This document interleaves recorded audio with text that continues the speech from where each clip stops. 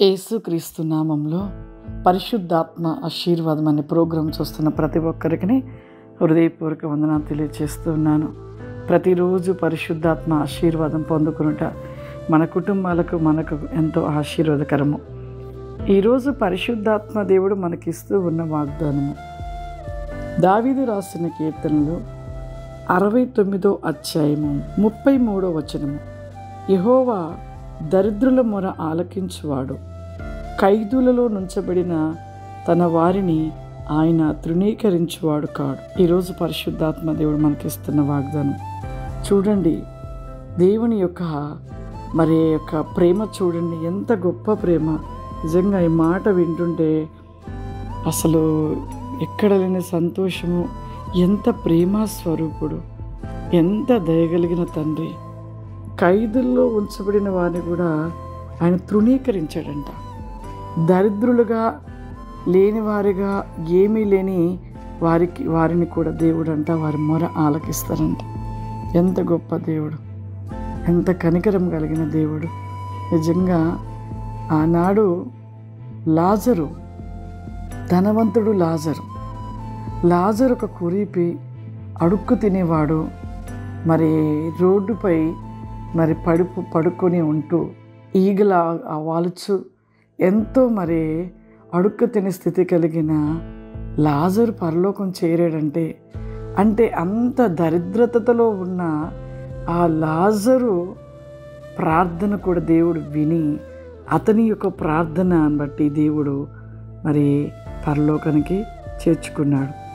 చూడండి, చాలామంది అనుకోవచ్చు, అదేంటి లాజరు అడుక్కునేవాడే, దరిద్రత కలిగిన వాడే, రోడ్ల వెంట ఉండేవాడే, అతను ఎలా వెళ్ళాడు పరలోకం అనుకోవచ్చు. కానీ అలా ఉండి దేవుణ్ణి స్తుతించి దేవుణ్ణి వెతుకుచు దేవునితో ఉన్నాడు కాబట్టి లాజరు పరలోకానికి చేర్చబడ్డాడు. అందరూ కాదు, ప్రతి ఒక్కరు అనుకోవచ్చు, అంటే రోడ్డు పైన ఉంటున్నవారు, రోడ్డు పక్కన అడుక్కొని తింటున్నవారు, రోడ్డు వెంబటి ఇంకా అనేక రకాల వాళ్ళందరూ కూడా పరలోకం చేర్చబడతారా అనుకోవచ్చు. అలా ఎలా చేర్చబడతారు? నిజరక్షకుడు నువ్వు తెలుసుకున్నది పరలోక రాజ్యం ఎవరు చేరరు.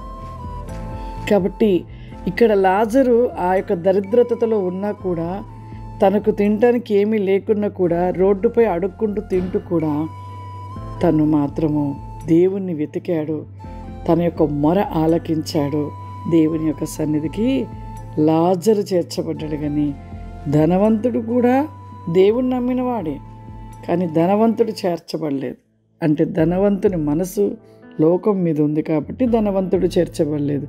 లాజరు మనసు దేవుని మీద ఉంది కాబట్టి అక్కడికి అతను ఒక దరిద్రతలో ఉన్నా కూడా దేవుడు తన మొర ఆలకించి దేవుని సన్నిధికి చేర్చబడ్డాడు.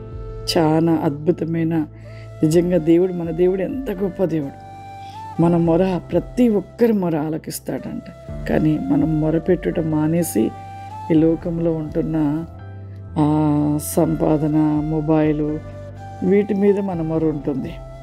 కాబట్టి ఎవరైతే దేవుని ఎడల మొరపెడుతూ దేవుని ఎడల ప్రతిదినం ప్రార్థన చేసుకుంటూ ప్రతి విషయంలో దేవుడు తెలియపరిచిన రీతిలో నడుచుకున్న ప్రతి ఒక్కరు పరలోకానికి చేర్చబడతారు. వారు మొర ఆలకిస్తాడు, వారికి ప్రతిఫలం దేవుడు అనుగ్రహిస్తాడు. ప్రార్థన చేసుకుందాం. సర్వశక్తివంతుడా, దయగల తండ్రి, నీవు గొప్ప దేవుడు నాయనా, ప్రేమాస్వరూపి, సత్యస్వరూపి, అద్భుతములు చేయదేవా, ఆదరించు దేవా. నీకేమిచ్చిన రుణము తీర్చుకోలేమయా. మా ప్రాణాలు ఇచ్చిన రుణము తీరదు ప్రభా. నువ్వు చేయు కార్యములు అద్భుతము ప్రభా. సజీవులుగా ఉన్నాము అంటే, క్షేమంగా ఉన్నామంటే నీ కృప తండ్రి. ఈ యొక్క ప్రభా ఎంతమంది పరిశుద్ధాత్మ ఆశీర్వాదం అనబడి నీ ప్రోగ్రాం చూస్తున్నారయా, ప్రతి ఒక్కరి మీ ఆత్మ చేత నింపండియా, పరిలోకపు శక్తి చేత నింపండి నాయన. ప్రతి ఒక్కరు ప్రభా ఎస్ గో బా స్టాండ్ బి గ్లోరా ది కామ్ ది మై క్లియరస్ ది కావరి బ్లాది ది కామాందర. పరిశుద్ధాత్మదేవ ప్రతి బిడ్డని మీ శక్తి చేత నింపండి నాయన.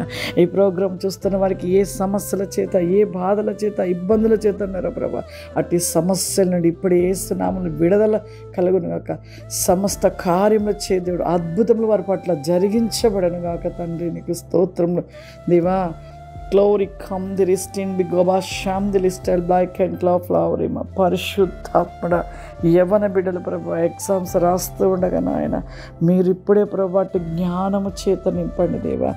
ఏ బిడ్డ ప్రభు అపజయ వేగముగా ఉండదు, ప్రతి బిడ్డ విజయవంతులుగా ప్రతివేకముగా ప్రభు వారి జీవితంలో అద్భుతమును జరిగించమడుగుచున్నాను తండ్రి. నీకు స్తోత్రమయ్యా.